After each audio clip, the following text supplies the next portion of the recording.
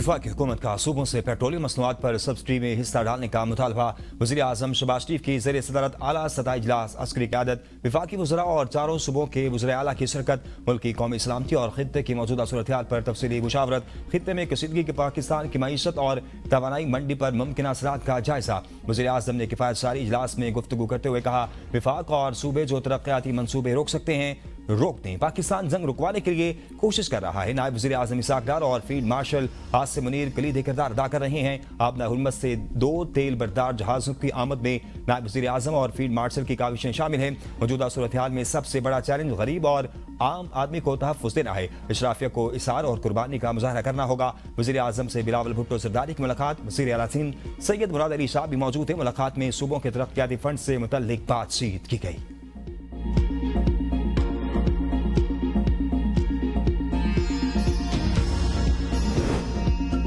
आलमी मार्केट में तेल की कीमतों का बोझ आवाम पर मुंतकिल करने का हतमी फैसला। पेट्रोल 100 रुपए जबकि डीजल 200 रुपए महंगा करने की तैयारी।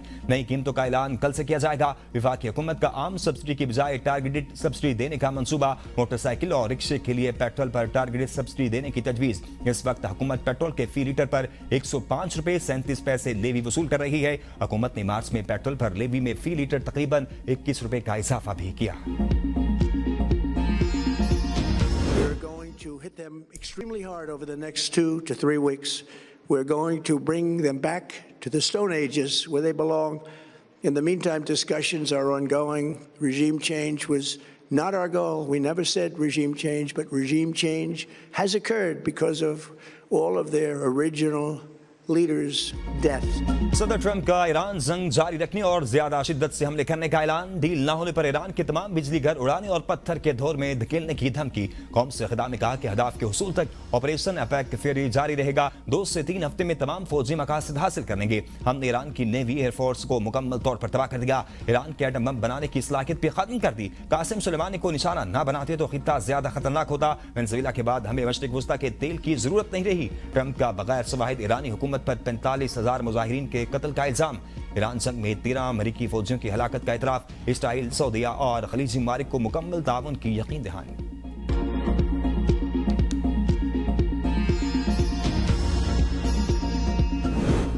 या वाशिंगटन की पॉलिसी वाकई अमेरिका फर्स्ट है या इसराइल का नुमाइंदा बनकर जंग लड़ रहा है।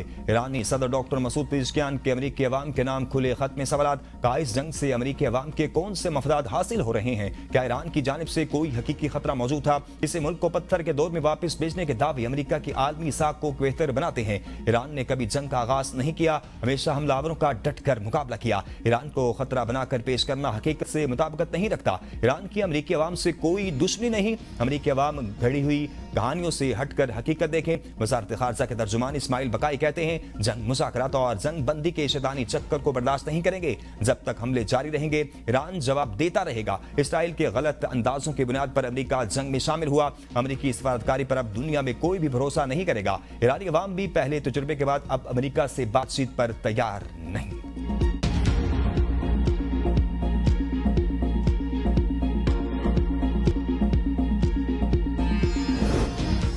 ईरान जंग जारी रखने के ऐलान के बाद आलमी मार्केट में खाम तेल की कीमतों में इजाफा। बरतानवी खाम तेल की नई कीमत $109 फी बैरल हो गई। अमेरिकी खाम तेल की कीमत 3% इजाफे के बाद $109 फी बैरल पर ट्रेड। स्टॉक मार्केट में शदीद मंदी सरमायाकारों के अरबों डूब गए। Pakistan stock market 100 index 3,500 points की कमी के साथ 1,52,011 पॉइंट्स की सतह पर बंद हुआ। जापान के निकेई इंडेक्स में तकरीबन 2.5% की नुमाया कमी देखी गई। हांगकांग के हांग सेंग में भी 1% से ज्यादा कमी देखने में आई।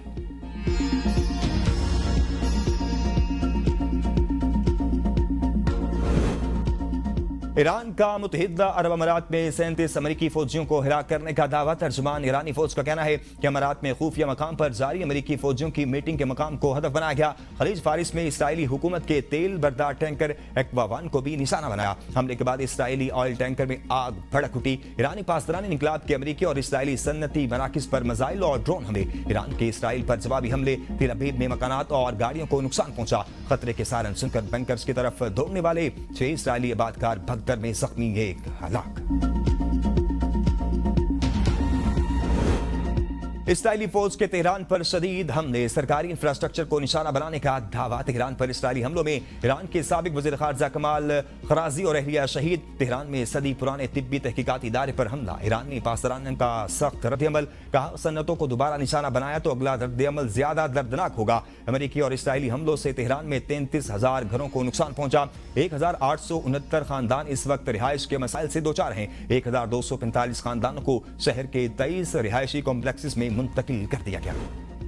اسرائیل کی لبنان کے خلاف جارحیت جاری، لبنان میں حزب اللہ کے سینئر کمانڈر یوسف ہاشم اسرائیلی حملے میں شہید۔ لبنانی وزارت صحت کے مطابق حملے میں 7 افراد جاں بحق ہوئے، 3 گاڑیوں کو میزائلوں سے نشانہ بنایا گیا۔ حزب اللہ کے بھی بھرپور جواب بھی۔ اسرائیلی فوج کی 24 گھنٹوں میں جنوبی لبنان میں 48 افسران اور جوانوں کے زخمی ہونے کی تصدیق۔ لبنان اور ایران کے ساتھ جنگ شروع ہونے کے بعد سے 10 اسرائیلی فوجی ہلاک اور 309 زخمی ہو چکے۔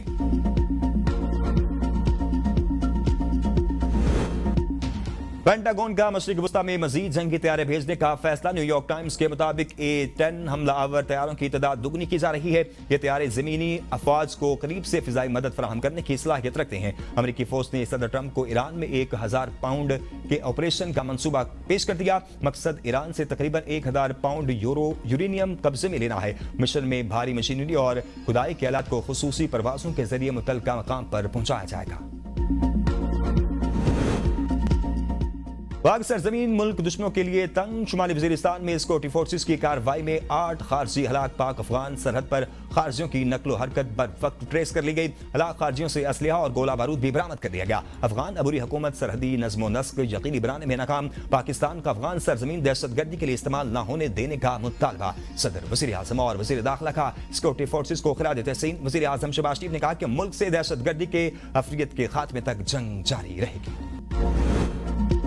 سندھ میں جدید ہنگامی خدمات کے لیے 30 ارب روپے کے منصوبے کی منظوری، ریسکیو 1122 کا انضمام، جدید فائٹنگ آلات کی خریداری اور نئے فائر اسٹیشن کا قیام منصوبے میں شامل۔ 100 فائر ٹرکس، سنارکلز، ایریل سیڑھیاں، ڈرونز، فائر بائکس اور آل ٹرین گاڑیوں کی خریداری بھی منصوبے کا حصہ ہوگی۔ ایمرجنسی سروسز سے متعلق اجلاس میں وزیر اعلیٰ مراد علی شاہ کی ہائی رسک عمارتوں میں فوری اصلاحی اقدامات یقینی بنانے کی ہدایت، کہا انسانی جانوں اور املاک کا تحفظ حکومت کی اولین ذمہ داری ہے، ہنگامی رد عمل کے نظام میں کسی قسم کی کوتاہی برداشت نہیں کی جائے گی۔ وزیر اعلیٰ پنجاب مریم نواز کا واسا پنجاب سیوریج فلیٹ فیز 1 کا افتتاح، پہلے فیز پہ 15 اضلاع میں 552 گاڑیاں اور مشینیں دی جائیں گی۔ جہلم، گجرات، اوکارا، حافظ آباد، سیالکوٹ، شیخ پورہ، ننکانہ، جھنگ اور ساہیوال میں جدید سیوریج مشینیں پہنچائی گئیں۔ راولپنڈی، فیصل آباد، سرگودا، ملتان اور ڈیرہ غازی خان میں بھی سیوریج مشینیں اور گاڑیاں مل گئیں۔ مریم نواز نے کہا کہ مونسون سے قبل تمام شہروں میں نکاسیاب کے انتظامات کا عہد پورا کریں گے۔ بلوچستان میں ادارہ جاتی اصلاحات اور گڈ گورننس کے اصلاحات، گزشتہ 3 ماہ کے دوران کھلی کچہریوں میں اساتذہ اور ڈاکٹرز کی غیر حاضری کی شکایات 1% سے بھی کم رہ گئی۔ وزیر اعلیٰ سرفراز بگٹی کا تعلیم اور صحت کے اشاریوں میں بہتری کا خیر مقدم، کہا بہتر مانیٹرنگ اور گڈ گورننس سے تعلیم اور صحت کے شعبوں میں نمایاں بہتری آئی، اب سروس ڈلیوری سے متعلق مسائل کی نشاندہی کی جا رہی ہے، صوبے میں گڈ گورننس اور شفافیت کو مزید مضبوط بنایا جا رہا ہے۔ صدر زرداری نواز شریف اور دیگر کے خلاف 6 سال سے زیر التوا توشہ خانہ گاڑیوں کا کیس، نیب عدالت سے FIA عدالتیں آنے کے 16 ماہ بعد بھی کیس آگے نہ بڑھ سکا۔ FIA کی جانب سے چلان کے حوالے سے رپورٹ جمع نہ کروائی جا سکی، اسلام آباد کی مقامی عدالتیں سماعت 2 جون تک ملتوی کر دی۔ اسلام آباد ہائی کورٹ نے نجی میڈیکل کالج کو 18 لاکھ روپے سے زائد سالانہ فیس وصولی سے روک دیا۔ وکیل درخواست گزار نے موقف اختیار کیا کہ میڈیکل کالج کی جانب سے 18 لاکھ کی بجائے 24,500 طلب کیے جا رہے ہیں۔ عدالت نے وفاق، PMDC اور کالج انتظامیہ کو نوٹس جاری کر کے جواب طلب کر لیا۔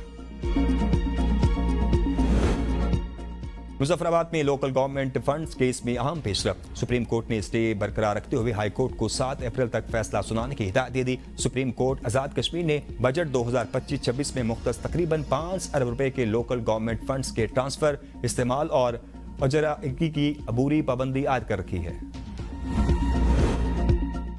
वज़ीर दाखिला मोहसिन नकवी के मुसलसल 4 घंटे तक 4 मुख्तलिफ प्रोजेक्ट्स के दौरे, मॉडल जेल, विफाकी पुलिस कॉलेज और पुलिस खिदमत मरकज का मुआयना, अतातुर्क एवेन्यू के तोसी मंसूबे का संग बुनियाद रखा, 2 आर्म्ड पर्सनल कैरियर गाड़ियां इस्लामाबाद पुलिस के हवाले की, कैपिटल पुलिस कॉलेज की अपग्रेडेशन का प्लान तलब कर लिया, तरबियती कोर्स की गुंजाइश को 450 से बढ़ाकर 4000 करने का टास्क दे दिया।